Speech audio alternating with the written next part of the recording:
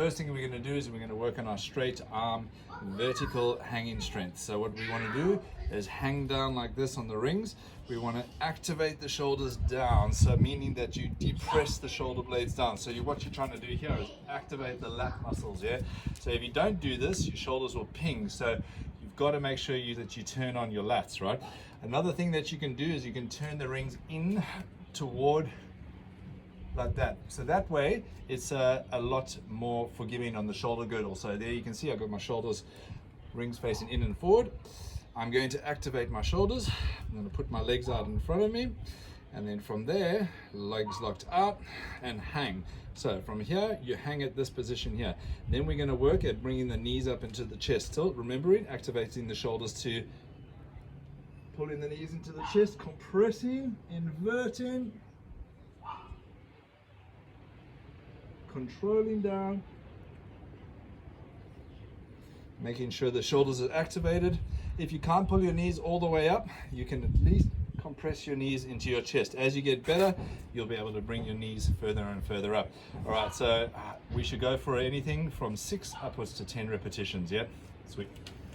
All right, so from there, we're moving into our lunge pattern, which you're well aware of. So front foot, toes facing nice and forward. One thing that you want to pay attention to is your toe. You want to get that inside toe with a big toe nice and pulled out, and then from there I turn the toe out. So this way I'm activating a nice arch in my foot. So that's the natural arch in the foot. That's how the knees are supposed to track, okay? So then from there we take our back foot nice and far back, lean as far back as we can go. Okay, next thing we want to do is bring the back knee down to the ground. Touch the back knee on the ground, lean as far forward as we can so we can activate the stretch to the hip flexors and drive back up again. The way to progress this, hands in behind the head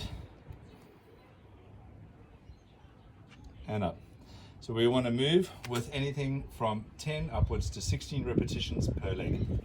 Next vertical pressing movement we're going to do is the Pike handstand press up.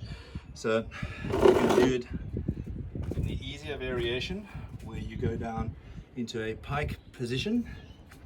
The top position, we need to tuck the chin up, press into the heels, and then look what I'm doing. I'm lifting up onto my tippy toes, gazing my head forward. So I'm forming a triangle. So I'm aiming to get my head forward. Keep my elbows.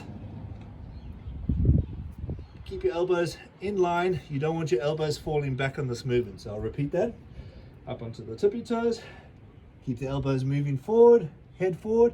When you get to the top here, push up, tuck the head under, press into the heels.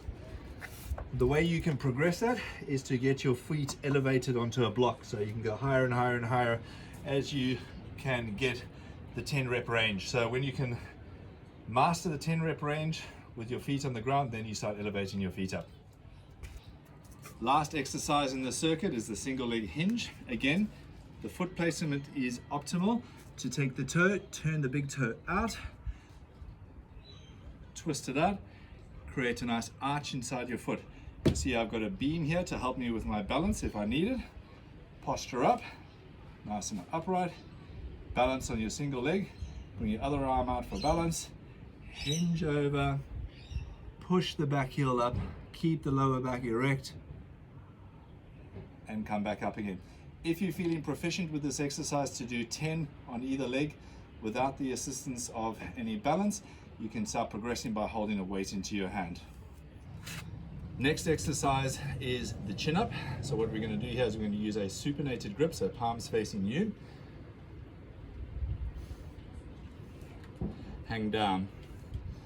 Activate the shoulders, twist the hands into that supinated position, lift up, look up to the sky, pause, come down with control, stretch it out, activate the shoulder, pull up, lift the chest up to the sky, come back down.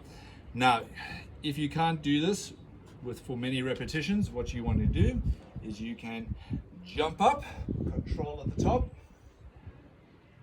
and lower down with control. Make sure you get the full range of motion and straighten your arms, and then repeat the process, right? So You want to try aim to get from 6 repetitions up to 10 repetitions. Right, moving on to the squat pattern. So what we want to do here is we want to get a heel raise to free up the range of motion through the hips. So I've got a little step here, I've got my heel raise. The easier variation is to sit down and squat with your arms out in front of you. The more difficult variation is to take the hands behind the head, push the head into the hands, and squat down. Now remember, when you do your squat, what you want to avoid is rounding out of the lower back, right? You must only squat as deep as you can, keeping that lumbar erect, yeah? All right, so what you want to do is you want to go for high repetitions. You want to do a minimum of 16 and push it up to 20 repetitions. Okay, so the next movement is a vertical pressing movement, arms below the shoulder. So we're going to lock the arms in, keep the elbows tucked into the side. You want to ensure that your elbow is locked, pressed down, and your scapula is pressed through, right? No winging up, no hiking up of the shoulder, right? So we're pushing up, we're locking the elbows in. When you can hold that position comfortably, you can start moving and tucking into your knees, into your chest. And you want to work for reps on this one. So you're working for up to 10 repetitions. The next movement is the hinge pattern. So you get yourself the appropriate weight that suits you. I've just got a light 7 kg here. We're taking a slightly wider stance and we're sticking the bum out, driving the bum back, ensuring that you maintain that nice neutral curve through your lower back. You don't want to, again, round out your lower back. So pushing bum back, lifting chest up, gazing ahead, feeling a really good stretch through the hamstrings and keeping the lower back erect. Pause, 1, 2, 3, come back up again, and repeat that for 10 repetitions.